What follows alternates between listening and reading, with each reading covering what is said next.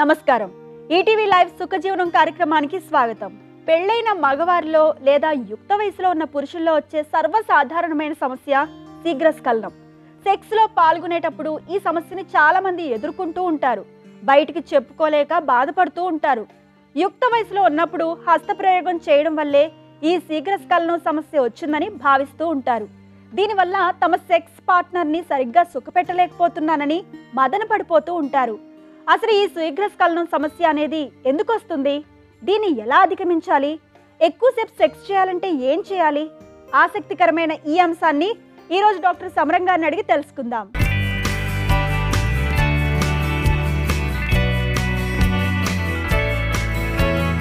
Doctor గారు, ఎక్కువసేపు sex చేయాలంటే ఏం చేయాలి?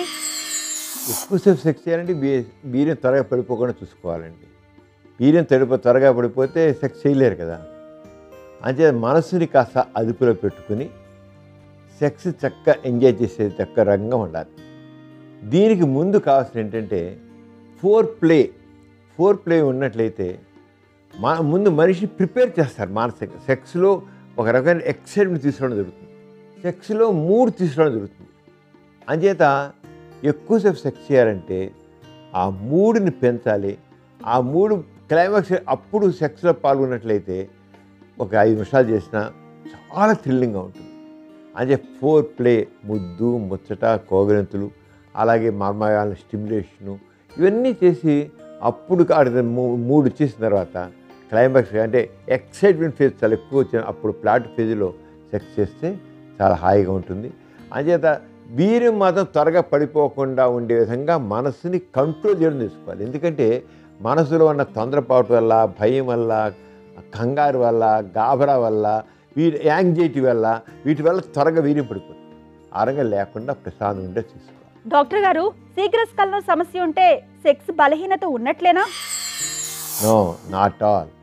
సెక్స్ బలహీనతకి సంబంధం లేదంటే సెక్స్ బలహీనత ఎందుకు అవుతుంది?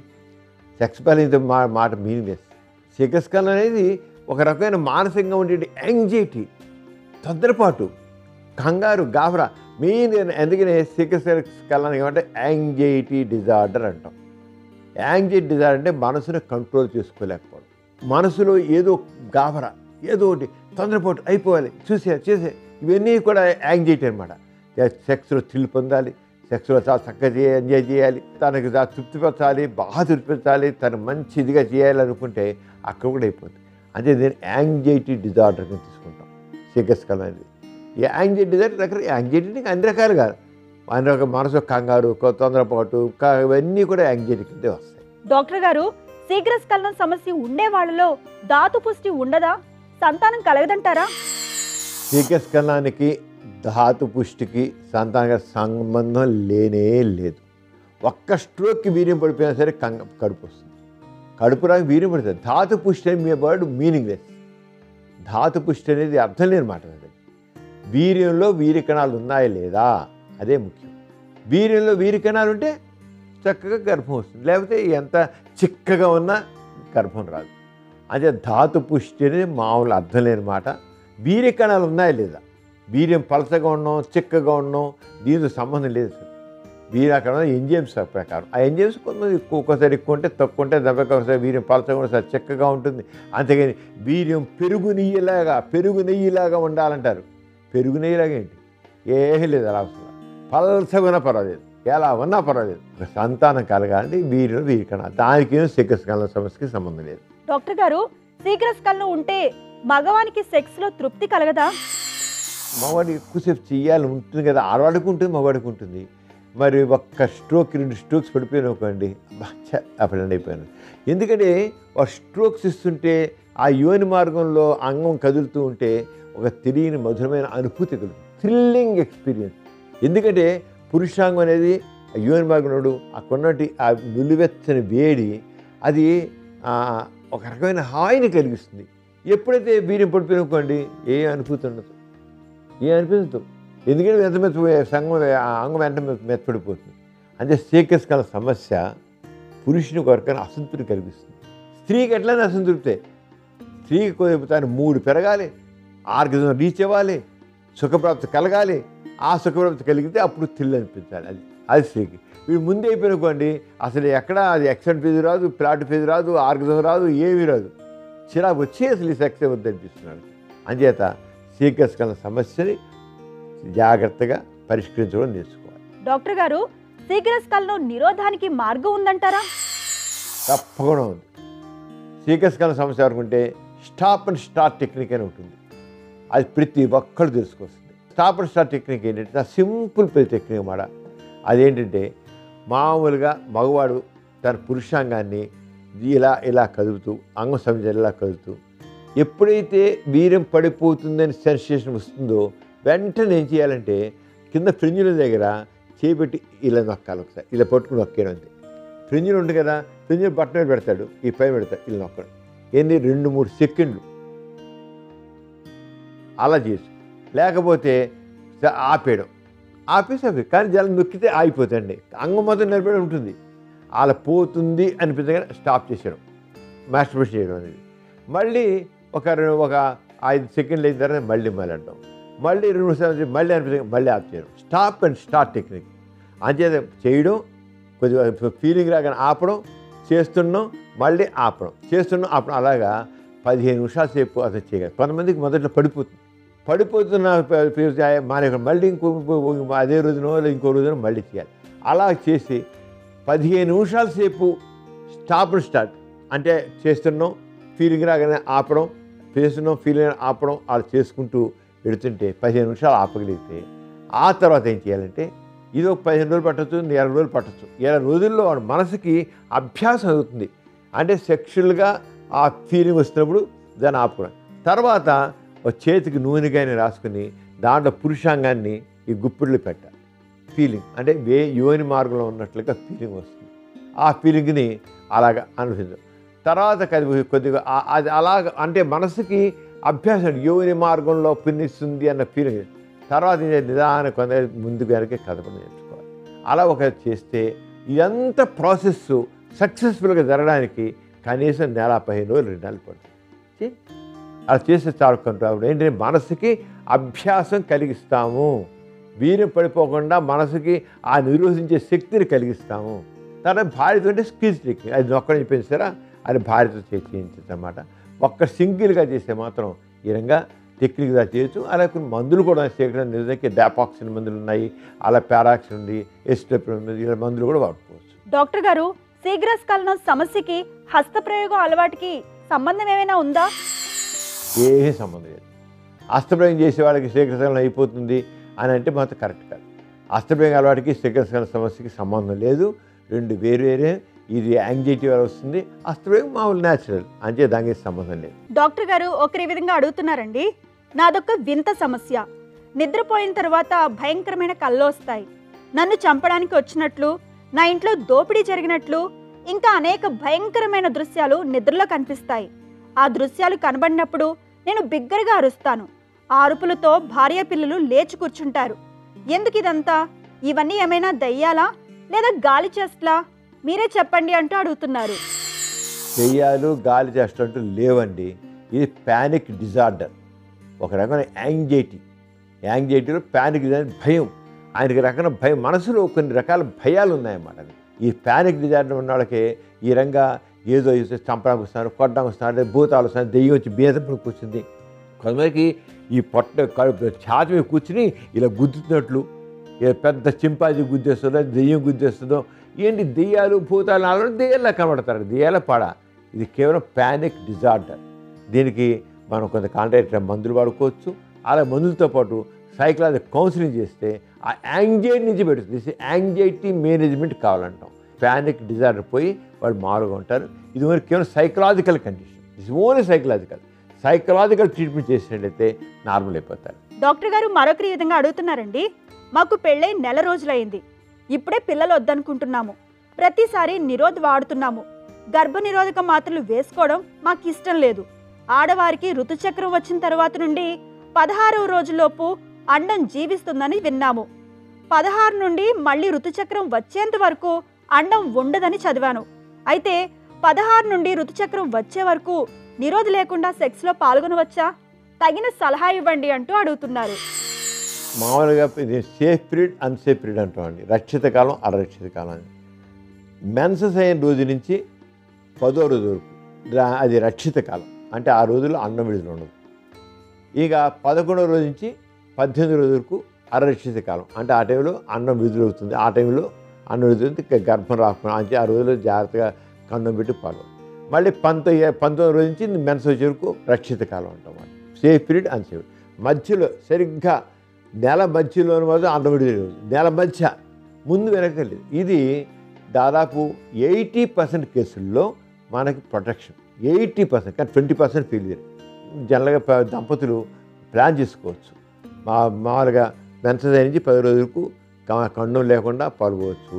మరి అలాగే 19 నుంచి మెన్సెస్ వరకు మళ్ళీ కండం లేకుండా పాల్గొనవచ్చు. మధ్యలో మాత్రం కండం పెట్టి చేసుకోవచ్చు. ఇప్పుడు కొంతమంది మాత్రం దారి తప్పి కడుపు రావచ్చు, ముందు వెనక్కి కూడా రావచ్చు. అది 20%కి ఫెయిల్యూర్. వైఫ్ అండ్ హస్బెండ్ కనుక ఇప్పుడు అలా వస్తే ఆ టైంలో ఏం చేయాలి, మెడికల్ ట్రీట్మెంట్ ప్రెగ్నెన్సీ కానీ చేసుకోవచ్చు, కానీ ఫాలో అవ్వచ్చు. ఈ టెక్నిక్ ఫాలో అవ్వచ్చు, ఏం పర్వాలేదు. డాక్టర్ గారు మరొకరి విధంగా అడుగుతున్నారండి.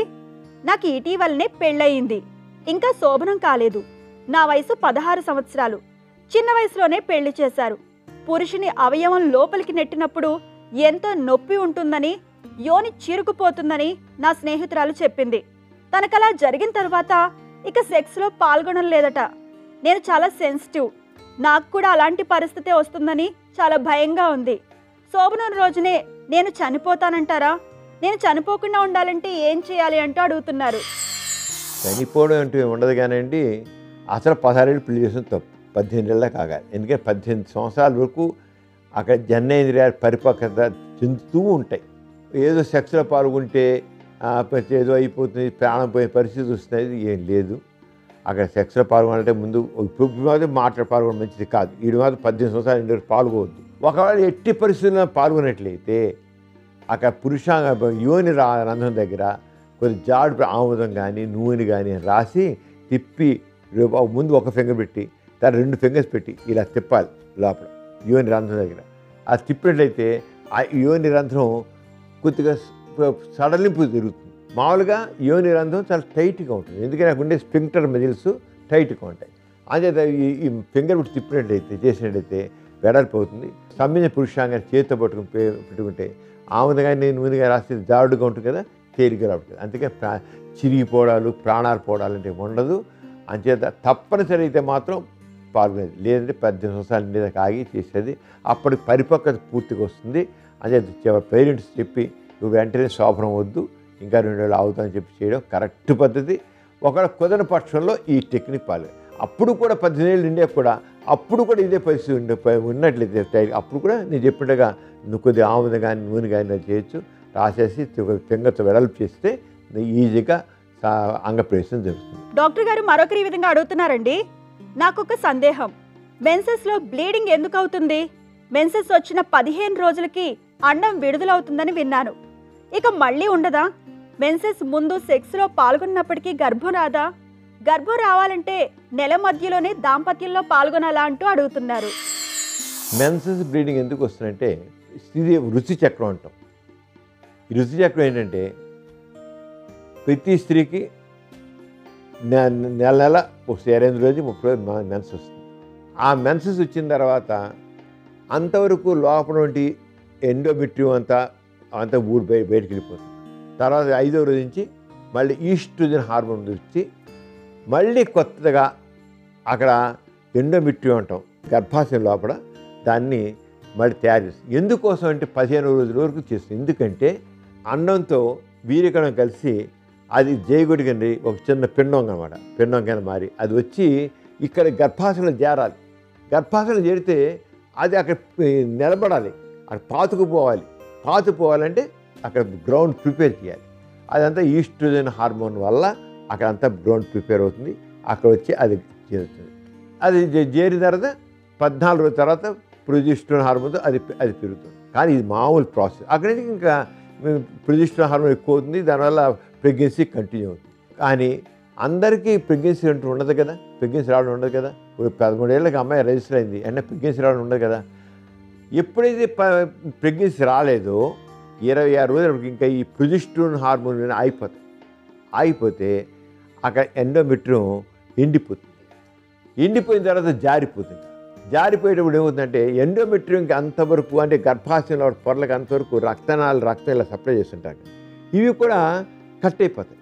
కట్ అయిపోయి ఎండోమెట్రియం పొర ఉంది, ఆ పొర రక్తంతో కలిసి బయటకు వస్తుంది. అదే మెన్సెస్ అంటే. మెన్స్ అంటే ఇంకేం లేదు, ఋతుస్రావం ఏదైనా ఏమైనా మెన్స్. అంతవరకు ఉన్నటువంటి గర్భాశయం లోపల ఆ పలచని పొర ఊరిపోవడం, దానికి రక్తం సప్లై చేస్తుంటే రక్తనాళాలు కూడా కారడం, ఆ యొక్క రక్తనాళాలు కంప్లీట్ వెంటనే ఇక్కడ చేయి దిగిననుకోండి, మనల్ని పట్టుకుంటే 5 నిమిషాలు 5 నిమిషాల్లో ఆ కారడం మారిపోతుంది. కానీ గర్భాశయంలో మూసిపెట్టడం ఉండదు కదా, అంటే ఒక 5 రోజుల దాకా కారుతూ ఉంటుంది. 5 రోజుల దాకా కొంత కారుతుంటాయి, రక్తనాళాలు కారుతుంటాయి. 5 రోజుల దాకా మెన్సెస్ ఉంది. ఆ రంగా ఎండోమెట్రియం ఒక పొర బయటకు వచ్చేస్తుంది. మళ్ళీ కొత్త పొర. ఇది రిపీట్గా ఈ సైకిల్ జరుగుతూ ఉంటుంది. దీన్ని మెన్స్ట్రువల్ సైకిల్ అంటాం. ఇది మెన్సెస్ సంబంధించి. ఇక గర్భం రావడం చూసినట్లయితే స్త్రీలో అన్నం విడుదల కేవలం నెల మధ్యలోనే అవుతుంది. 80% నెల మధ్యలోనే అవుతుంది. అది 6 రోజుల్లో సెక్స్లో పాల్గొంటే గర్భం వస్తుంది. నెలకు ఒక అన్నం విడుదలవుతుంది. ఆ విడుదలైన అనడానికి వీర్యకాలంతో కలిసి శక్తి కేవలం 1 రోజే ఉంటుంది. అంచేత నెల మధ్య కాలంలోనే అన్నం విడుదల ఉండడం గర్భం రావడం. దాని ముందు తర్వాత గర్భం రాదు. అంచేత సెక్స్లో పాల్గొన గర్భం వచ్చే అవకాశం చాలా తక్కువ. ఎందుకని నెల మధ్యలోనే కదా, 14వ రోజు నుంచి 16వ రోజు మధ్య అన్నం విడుదలవుతుంది. తక్కువ రోజుల్లో వచ్చే గర్భం వచ్చే అవకాశం చాలా తక్కువ. రావు అని మనం స్పష్టంగా చెప్పలేము. కానీ 80% కేసుల్లో మాత్రం నెల మధ్యలో అన్నం ఒక అన్నం విడుదలవుతుంది. అంటే ఆ టైంలో ముందు వెనక గర్భం రాదు. డాక్టర్ గారు మరొకరి విధంగా అడుగుతున్నారండి. నాకు మొన్ననే పెళ్ళయింది. పెళ్లికి ముందు నాకు ఏ స్త్రీతోనూ సెక్స్ అనుభవం లేదు. మొదటి రాత్రి చాలా మధురంగా ఉంటుందని విన్నాను, పుస్తకాల్లో కూడా చదివాను. కానీ ఫస్ట్ నైట్ భయంకరమైన అనుభూతిని మిగిల్చింది. నేను ఎంతో క్రేజీగా మా ఆవిడతో కలవకపోగా ఆవిడ పెద్ద పెద్ద కేకులు పెట్టింది. నొప్పిని భరించలేనంటూ బోరున ఏడ్చేసింది. గదిలో నుంచి బయటకు వెళ్ళిపోయింది. ఆ రాత్రంతా శోభనం గదిలో నేనొక్కడే. తర్వాత కూడా ఆమె సెక్స్ అంటే భయపడిపోయి నన్ను దగ్గరికి రానివ్వడం లేదు.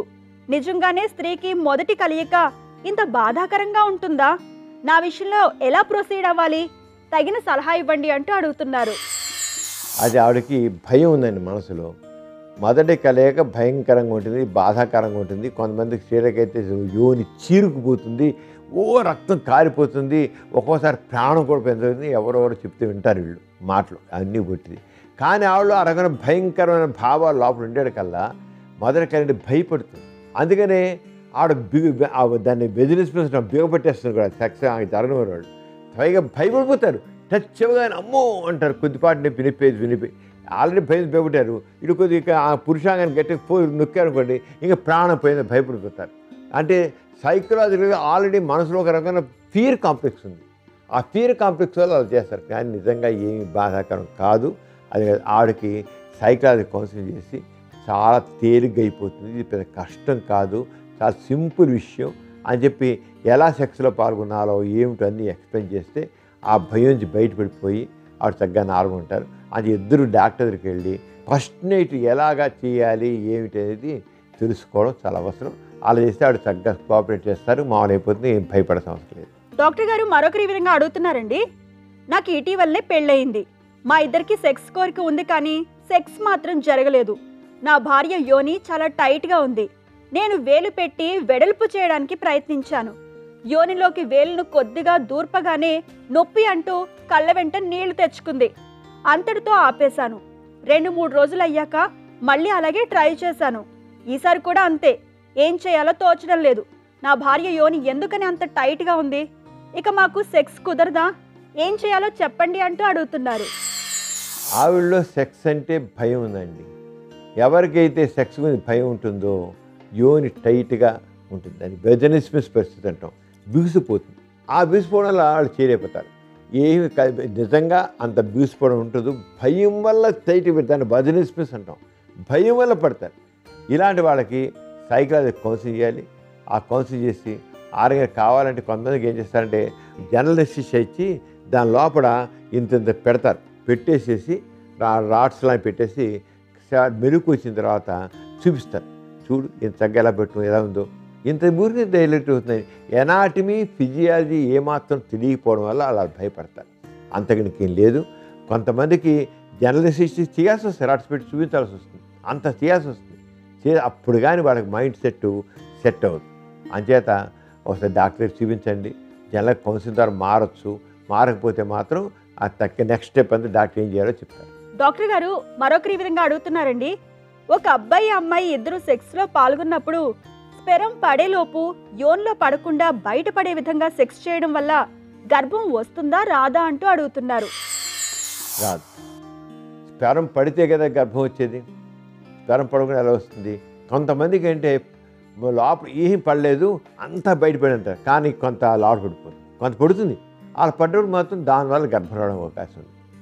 ఏంటి స్పీడ్గా కొంత తెలియకుండా డ్రాప్స్ పడిపోతాయి. కొంత ఆ డ్రాప్స్ ఎక్కువ వచ్చేవాడు తెలుస్తుంది. కొద్ది కార్యం తెలియదు వాళ్ళకి. వాడు సెక్స్ చేస్తూనే ఉంటారు, కొద్ది కారుతుంటుంది. ఆ కార్యం తెలియక ఎక్కువ కార్యంతో బయట పడిపోయి లోపల పడితే గర్భం వస్తుంది. అది లేదా అసలు స్పెరం పడకుండా గర్భం వచ్చే అవకాశమే లేదు. స్పెరం పడితేనే వస్తుంది. డాక్టర్ గారు మరొకరి ఈ విధంగా అడుగుతున్నారండి. నా వయసు 22 సంవత్సరాలు. నేను మేకలతో సెక్స్ కోరిక తీర్చుకుంటాను. ఇంతవరకు ఏ బాధ లేదు. ఇలా చేయడం వల్ల ఎయిడ్స్ వచ్చే ప్రమాదం ఉందంటారా అంటూ అడుగుతున్నారు. ఎయిడ్స్ రాదు కానండి, ఈ జంతువులతో సెక్స్ చేస్తే, అది మేకలు కావచ్చు, ఆవులు కావచ్చు, ఇంకోటి కావచ్చు, వాటితో సెక్స్ చేస్తే వాటిలో రకరకాల క్రిములు ఉంటాయండి. ఆ క్రిములు చాలా భయంకరం. లావుడు చేరంటే వదలవు. వాటికి మనం మాలిచ్చే యాంటీబయాటిక్స్ ఏం పనిచేయవు.